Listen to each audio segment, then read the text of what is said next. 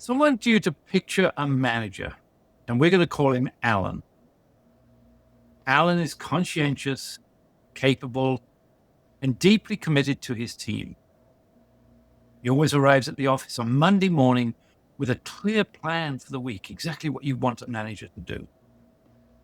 And then, one by one, members of his team arrive at his door.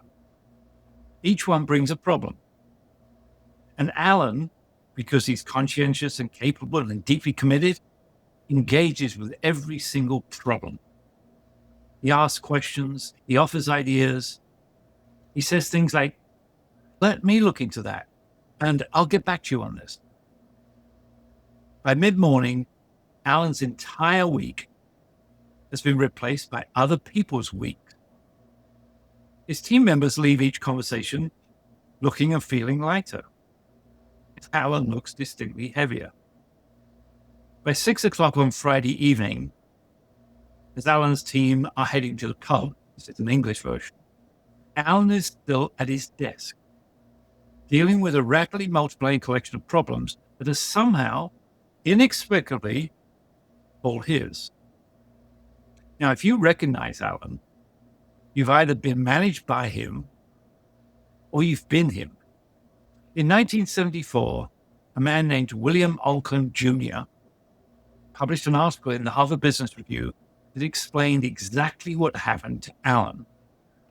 He gave it the most memorable metaphor in management writing and offered a set of rules so practical and so specific that the article became one of the 2 best-selling HBR prints ever published. And today we're going to revisit that article. And then we're going to give you something that Oncken never knew. Why Alan's brain makes this so hard to stop. Welcome to Neuroscience Digest, powered by my BrainWise coach. I'm Cole Bastian. And I'm Phil Dixon. And today is a fun one. It's built around a 50-year-old Harvard Business Review article that is still one of the most useful things ever written about management, about the manager who ends up doing everyone else's work without quite knowing how. We'll walk through the article and its gloriously specific rules, and then get into the neuroscience of why this trap is so hard to climb out of, even for people who know exactly what it is. If this show helps you think differently about how your brain works, please leave us a 5-star rating and review wherever it is you get your podcasts, and comment, share, and subscribe on all of our social platforms. You can find us everywhere at My BrainWise Coach.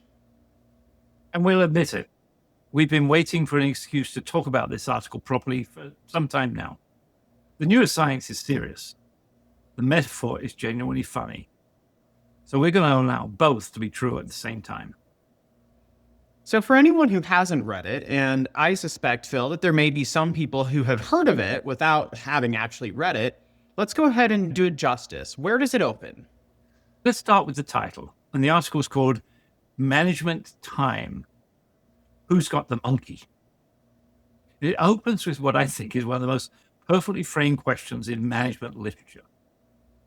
Why is it that managers are typically running out of time, while very frequently their subordinates are typically running out of work? That offsetness, that asymmetry. The manager who's drowning while the team is floating. Oncken's genius was giving a name and a physical metaphor to the mechanism that produced that. The monkey? Exactly right, the monkey. In Oncken's formulation, a monkey is defined as the next move on a problem. Not the problem itself, the next action. When a subordinate comes to a manager and says, "We have a problem," there's a monkey sitting between them. And the start of the conversation, the monkey is on both their backs. It's a shared problem, a joint concern.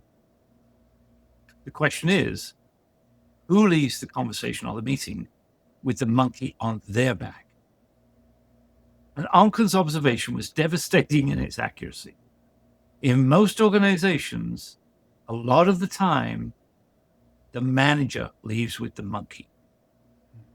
Not because the manager took it deliberately, because the conversation ended without an explicit reassignment, and the monkey just migrated. The subordinate said something like, I need to think about this some more.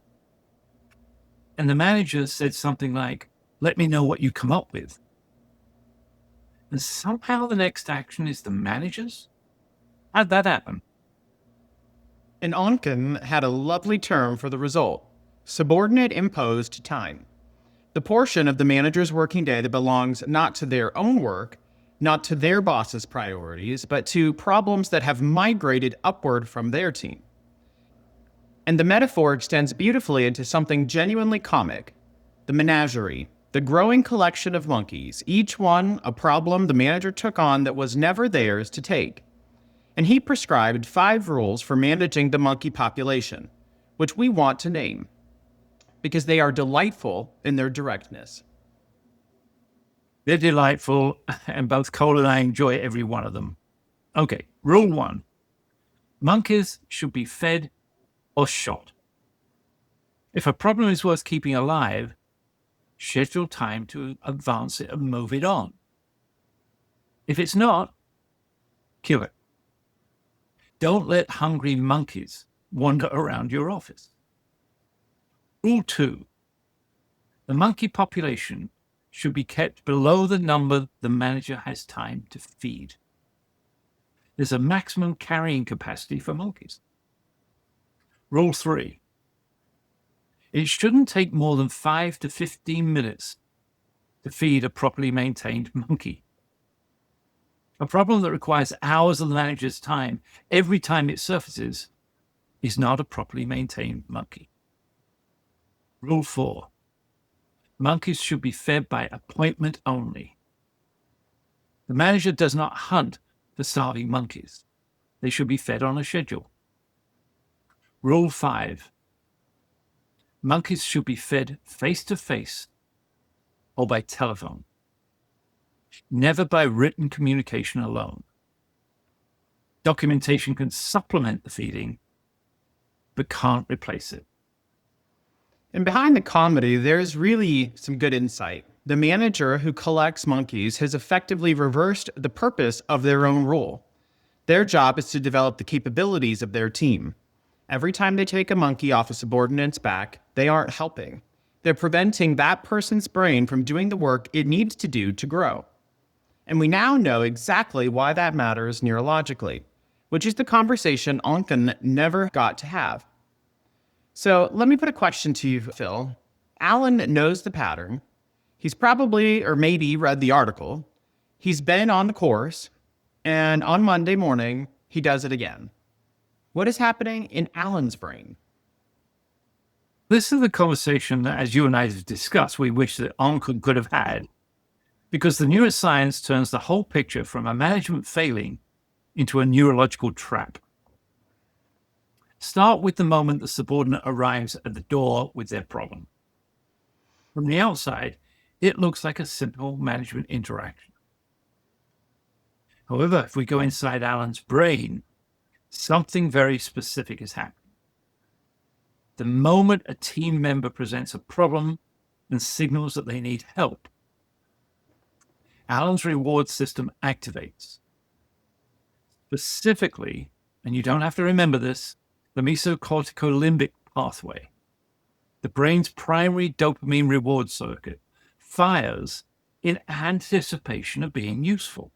Alan wants to be needed. Being needed is a reward. Being the person who has the answer is a reward. The feeling of competence that comes from solving someone else's problem is a genuine neurochemical event, and it's immediate. Whereas the cost of collecting the monkey is diffuse and delayed. And that asymmetry is the entire mechanism. The dopamine hit from taking the monkey is right now, in this conversation, in this moment of felt competence and connection. The cost, the lost discretionary time, the stunted team, the Friday evening at the desk, arrives slowly, accumulated across dozens of interactions, days or weeks later. And the brain is exquisitely bad at resisting an immediate reward in favor of a diffuse future cost. We covered exactly this in an intertemporal choice episode a few weeks ago. The monkey trap is a particularly elegant example of it. The immediate reward of being needed competes directly with the slow and visible accumulation of being overwhelmed. The rational system knows the pattern is costly.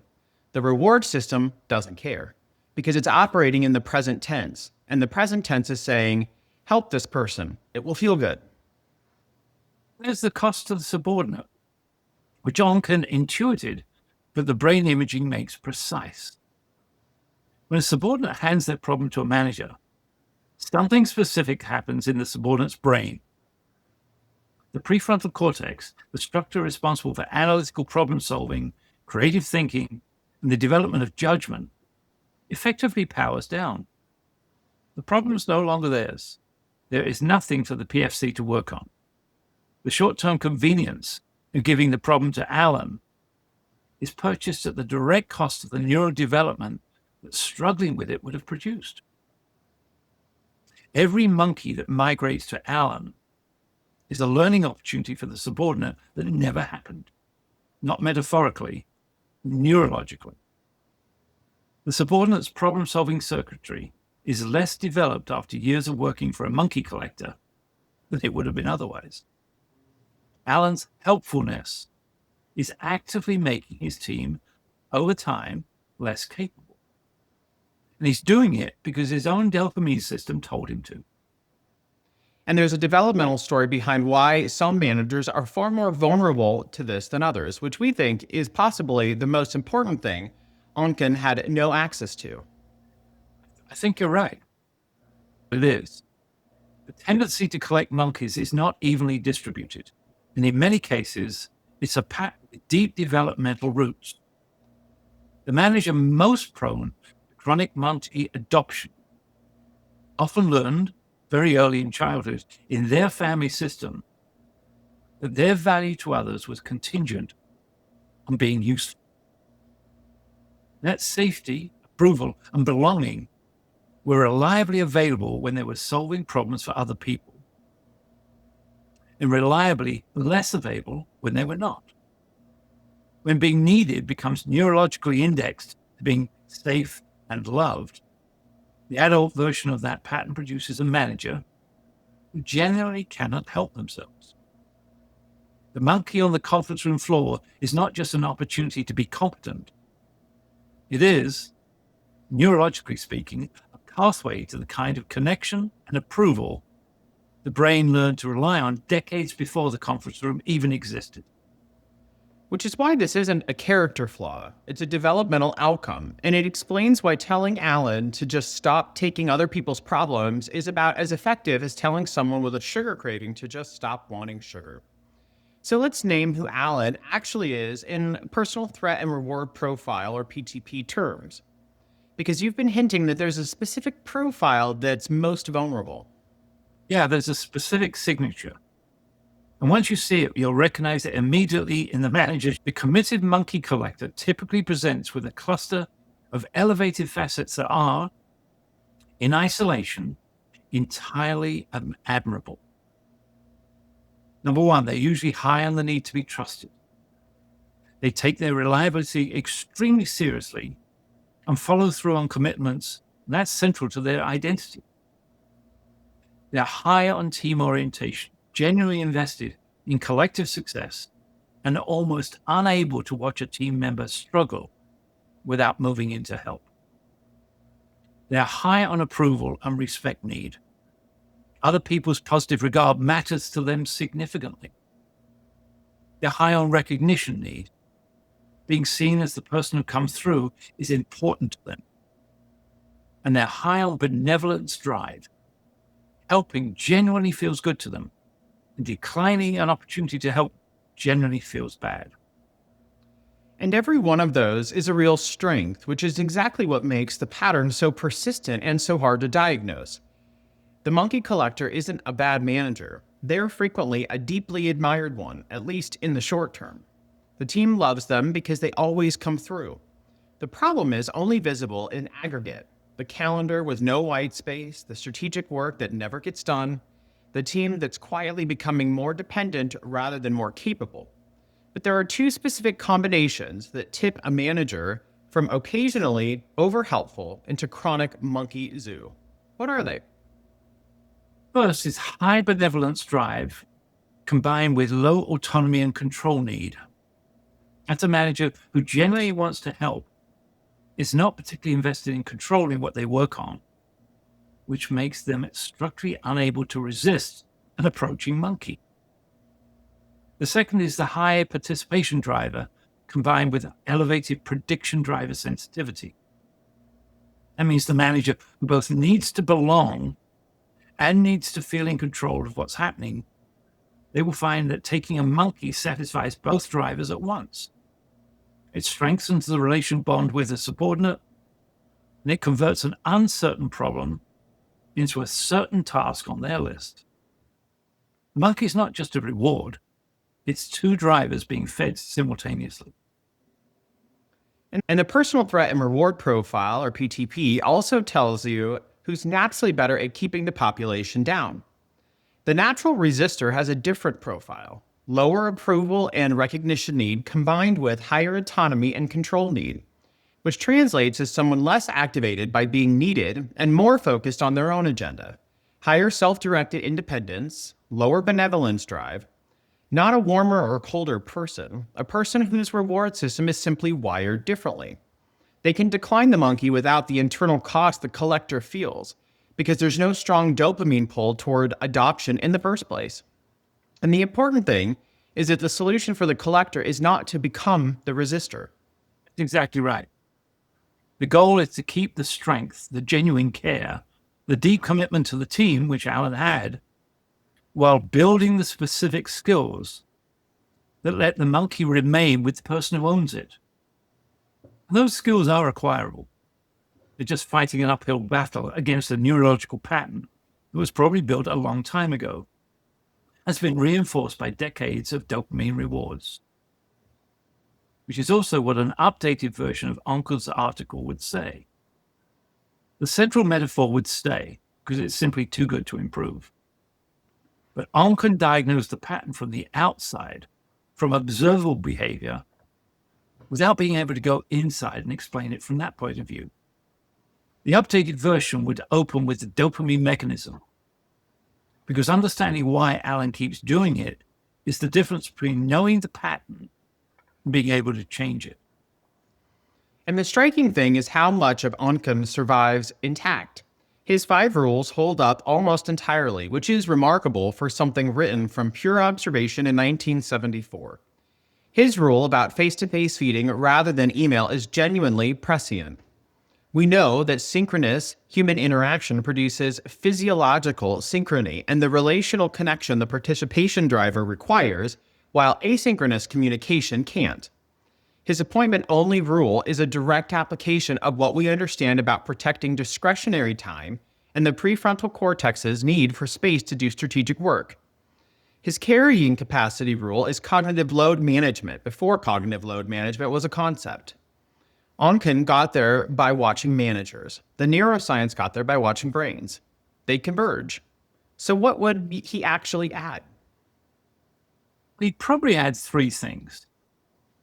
First of all, if he knew about it, the personal threat and reward profile diagnosis.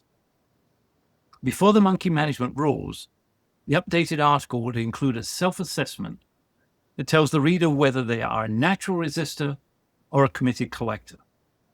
Not to change their personality, but to tell them which part of the pattern will be hardest for them specifically. Second, the developmental frame. It would acknowledge openly that for some managers, the pattern has deep roots, and that changing it is not a matter of willpower or knowledge, but of building new neural pathways through sustained practice, ideally with external support. And third, and most importantly, the subordinate's brain.